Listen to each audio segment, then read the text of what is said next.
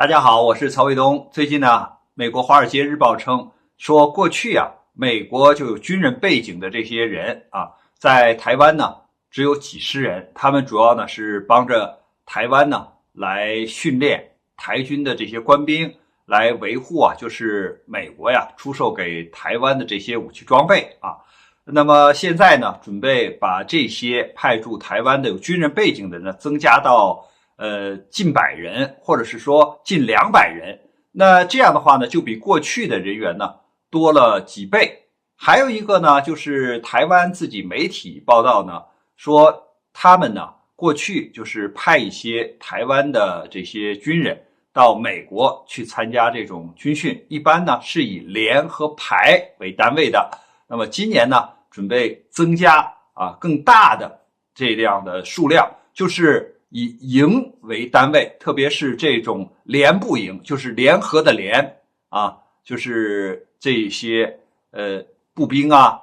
还有就是这个人员呢是以营为单位了。那这个又说明了什么呢？我认为第一点呢，就是美国它没有严格的遵守就是中美之间的3个联合公报一直明里暗里的，实际上呢是在派遣一些军事人员呢帮着就是台湾呢训练这个军人，特别是像美国不断的向台湾出售武器装备从天上的、地下的到海里的一应俱全。我们看天上有 F-16这种飞机，而且后来还给它升级，那还有武装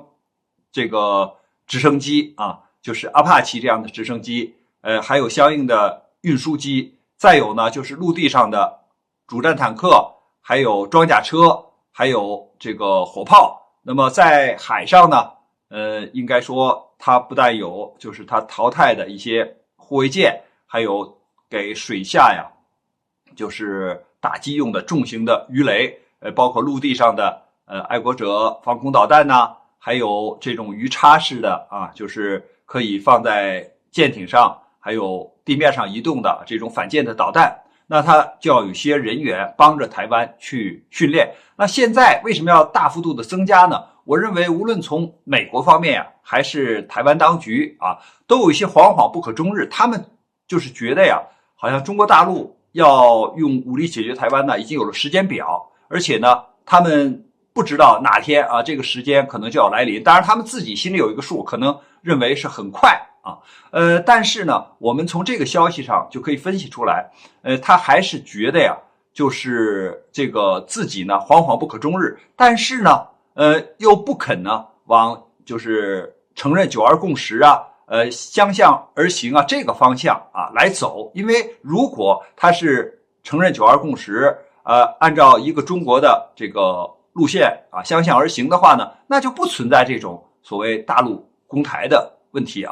那就说明他的这些路线或者是说他的这个政策还没有发生改变。那么为什么要用这个营一级的单位去到这个美国去受训呢？因为过去他说他都是以连排吧，自然人比较少，几十人、100十人，现在以营那就是一个更多的这个人数，更多的装备。我想呢他的所谓这个联部营也好或者联合营也好，主要呢还是他的这个营制单位里边呢既有火炮又有装甲车，可能还有其他的这些通信的兵员就各种各样的兵员和装备组成起来的。而且这些装备呢可能有很多是源自美国，那他就要把这么多人一块派过去，因为这样呢可以更快速的掌握。不然的话你只训练几个人、几十人，这些人当教员回来训练，那这个培训的速度肯定慢。还有一个呢就是像这些武器装备在美国它可能有大量的模拟器因为是制式的装备嘛，它有模拟器，你可以通过模拟器来训练那这样可以大大的降低成本。所以呢他还是希望尽快的把这些就是官兵通过美国的这个军人或者是相应的这个军事机构进行培训之后呢，能够尽快的掌握这些武器装备，并且按照美国教官就是人和武器装备之后嘛，你要进行战术上的这种配合和相关的训练。还有呢就是怎么把这些美国制的武器装备啊，来和台当局或者台湾啊研制的这个武器装备要融合起来，不然的话呢，你这个各打自己的这个用处，或者各打自己的这个战术，那就形成了1+1小于2的这种结果。那由于美国的信息化的程度高啊，所以可能就是如何把台军的这些武器装备融合到美军的武器装备里边呢，可能也在培训的这个范围里边。但是我们讲，无论是你派多少官兵去，还是美军有多少这个军人背景的人到台湾来，这都无法阻止就是两岸统一的洪流。当然，就是你即使培训了这样的台军，他在就是中国人民解放军这样强大的钢铁长城面前，在这样的重拳之下也是不堪一击的。所以呢，这些行为只是告诫了我们，或者是传递了就是现在美国要打台湾牌的这个意图没有变。台当局目前向这个就是不承认9·2共识和继续就是似乎是在以武拒统这个方向上还在继续的行进关于这个话题呢，我们今天先聊到这儿，感谢大家观看本节目，我们下期节目再见。